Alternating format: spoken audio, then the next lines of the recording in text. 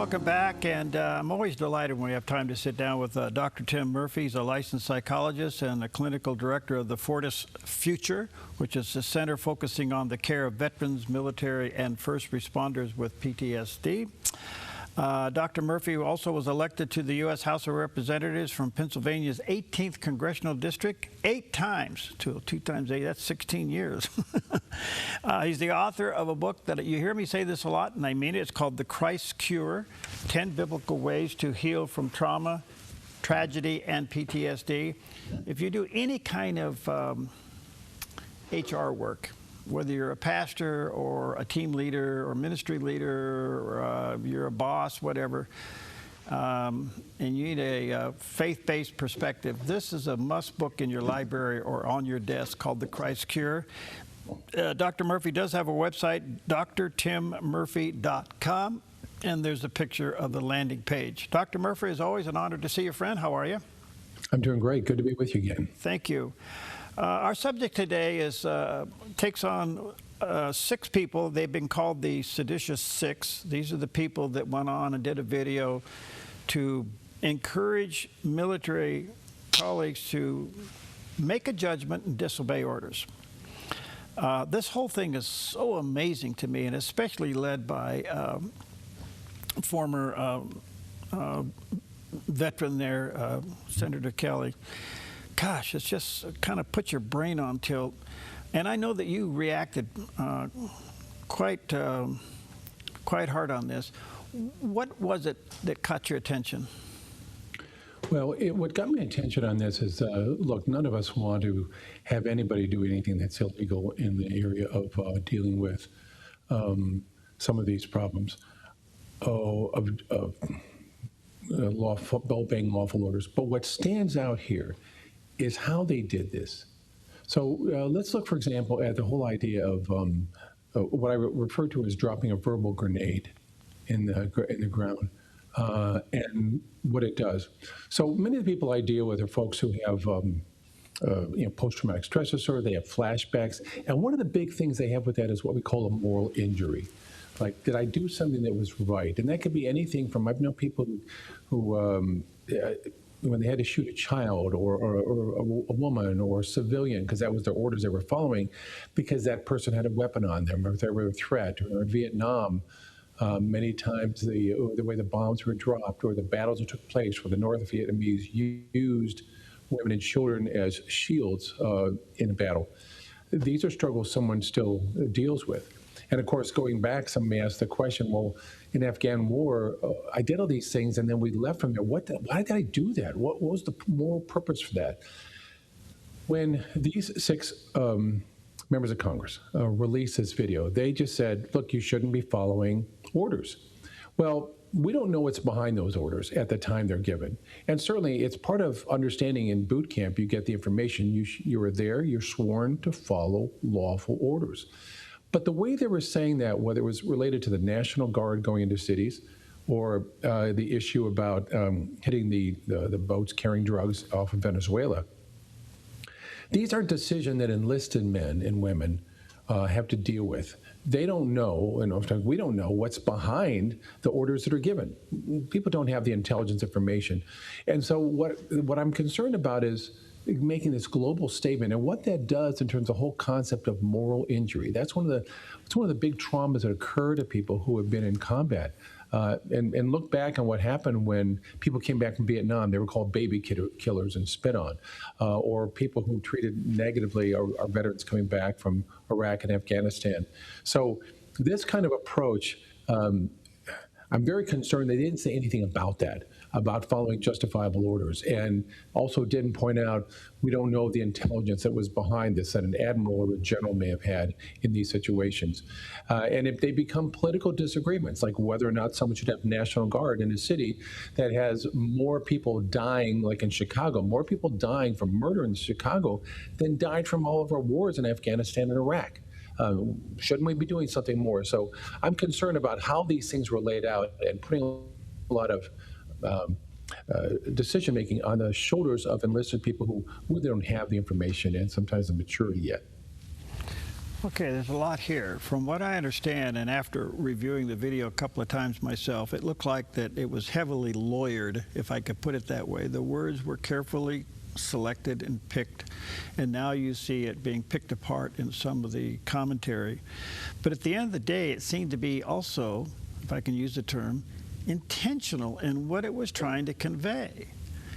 Now, whether they used the right words or not, the intent of this video was to suggest to a military person that you now are the arbiter of an order. Mm-hmm. And at that point, you have destroyed the military chain of command. Absolutely. It is a matter that in the chain of command, I was a psychologist. I was higher ranking as a senior officer in the Navy, but I didn't know information in so many different levels. And I was there, and I continue to be there to help veterans who have struggled with what has happened to them and more. The same with police officers. They don't always know what's behind it. But when they come out with this sort of thing, it does affect the chain of command. I came up with a list of some things that I think are lessons in bad leadership from this. And one is that these 6 members said they could disobey orders, but not one of them listed what that order was. So relative to what you're saying, when you give someone vague information like that, that stirs up a lot of problems. No military leader should ever offer vague orders on anything that involves taking a risk, especially a risk to life. And it's the responsibility of a good leader to make it very clear. Here's the order. Here's exactly what you have to do. What they said was pretty vague. You don't have to follow orders that are wrong. What orders are you talking about? So does that lay into the minds of our servicemen and women questions like, gee, these people are elected officials, senators and congressmen. Do they know something I don't know? Am I involved with something bad? And I think this also involves an insensitivity to the experience level of enlisted troops. As I said, boot camp and younger enlisted members are about 17 to 20, 21 years of age, right out of high school, maybe after a job or first. Many of them join the military because they want to change their life. They want to get out of the life they've had behind. Many have had problems in the past. They're still learning about the world. And a good leader has to understand that they have to give that teaching and guidance to them. So telling them information that contradicts what they're learning at boot camp is a big problem for them, because I said, what am I supposed to do? How am I supposed to handle this? Now, the military is going to come back and train them and say, look, you follow lawful orders. That's what you have to do. Your sergeant says jump, you say yes, how high? That's the way it has to be. But when these people come out and lead from behind, especially when they say, we got your back, which I found problematic, it's not something a leader would ever say if they say, we've got your back, but we're way back behind you. Keep in mind that although Senator Kelly from Arizona was a pilot, a Navy pilot, he was involved in a number of combat missions. Many of these other people making these statements were not in combat. Some might have been in theater, some were intelligence operators. They never had to make the decisions to pull the trigger. They never had to make a decision of whether there was a threat or not. They never had to make a decision of following an order to say there's a problem.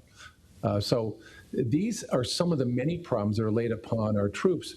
And I think the applicability, quite frankly, is to us in everyday life, Perry, that we have to sometimes make decisions about things, or we're asked to take action on things we may not fully understand.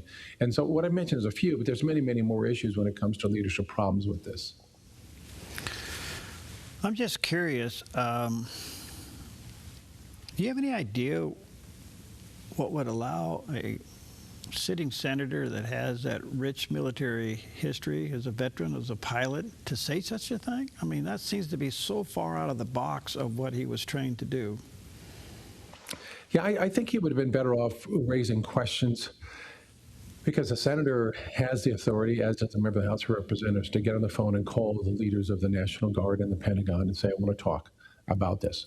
Tell me what's going on. Now, the chain of command actually begins with the President of the United States, and also calling the White House and saying, we want details here. We want to see the videos. We want to know about this. We want to hear about things in the cities. But I think a lot of this was a reaction to National Guard in cities, and these are happening in very liberal Democrat cities that have a high crime rate. So when you look at areas like Seattle and Portland and Los Angeles, Washington, D.C., New York City, these areas that have a higher crime rate, and National Guard being sent in to help settle things down, it's interesting what the mayors and governors are saying in those states. They say, we don't have a problem. Now, That's a ridiculous statement in some areas, and we know that even the mayor of Washington D.C. said, "Look, the crime rate is much better." I go frequently to Washington D.C., and it's gone from places where Yeah. I'm concerned about walking at night to where it seems it's much safer. So I think it's become more of a political issue, and that clouds it too. That they get caught up in the politics of being against President Trump, as opposed to looking at some of the reality of what's needed here. Did this video in a psychological, surrogate way suggest to the military they could pick and choose what they wanted to obey? Yeah, that's exactly what comes out of it. I mean, certainly some could say I didn't consider that a lawful order, and I didn't want to obey it.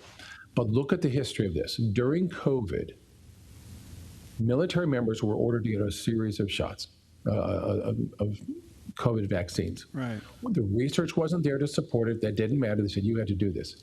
This was never a lawful order. It was never an order from the President of the United States to say you must have this done. This came out of the Department of Defense.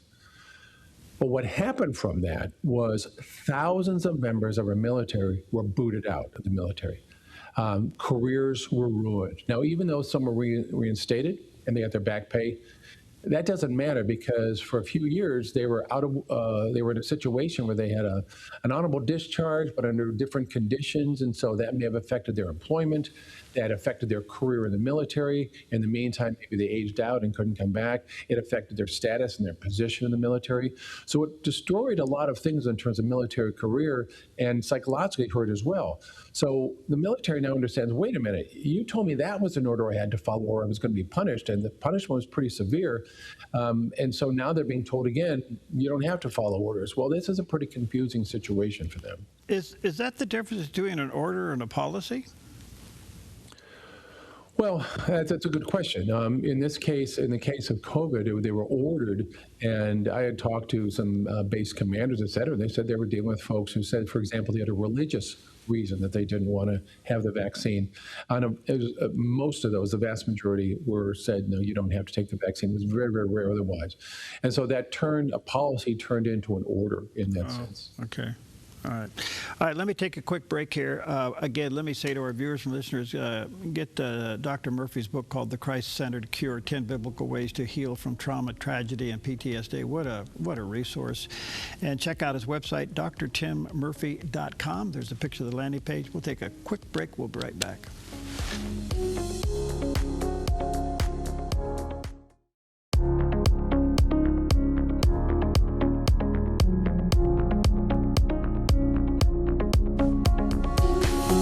Welcome back, and always an honor to have with us Dr. Tim Murphy.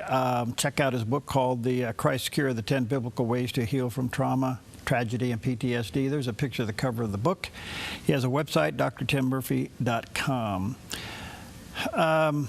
Dr. Murphy, I do want to come to moral injuries, but I also want to, pardon me, I'm going to ask you an off-the-wall question, but on the other hand, it seems to be gaining momentum. And that is TDS, the Trump Derangement Syndrome. I'm hearing some members of some of your colleagues say that this is real.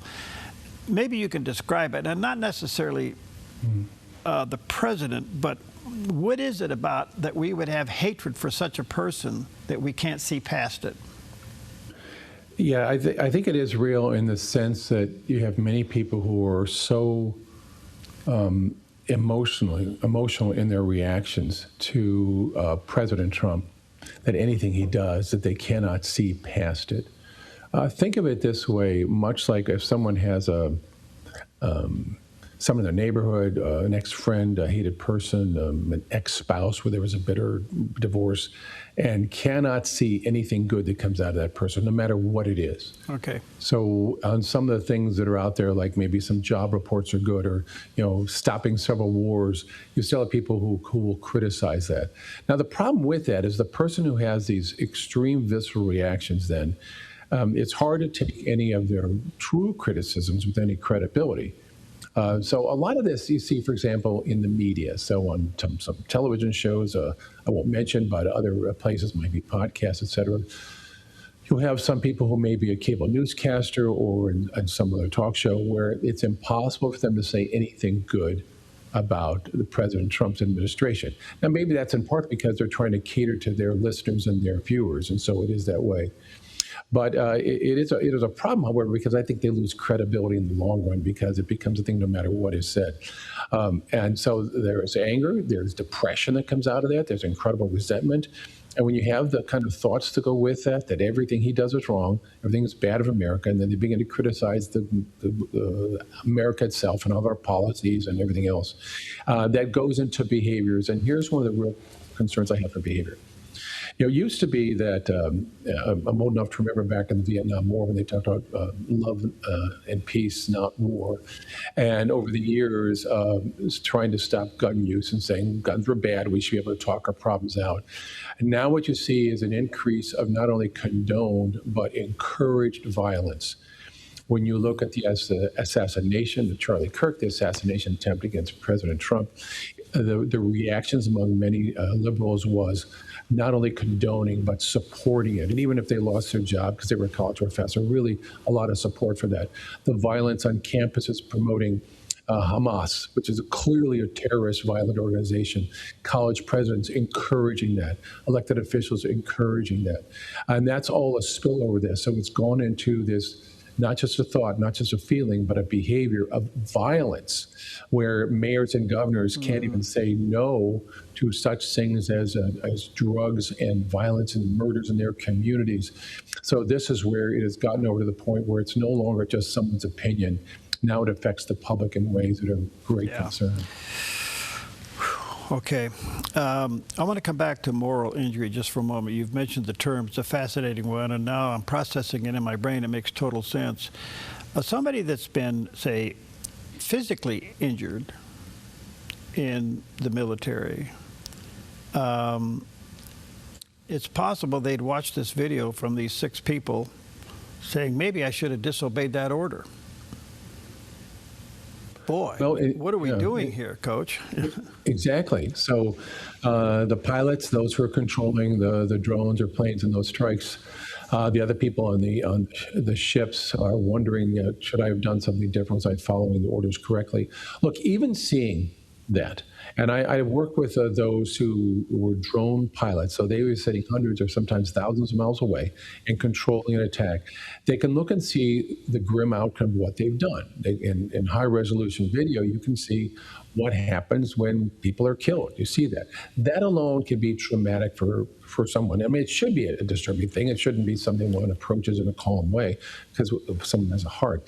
But at the same time, when you hear from these elected officials saying what you did was wrong and morally wrong, a violation of international law, with the support should be, look, I understand you were following orders. You did what you were told to do.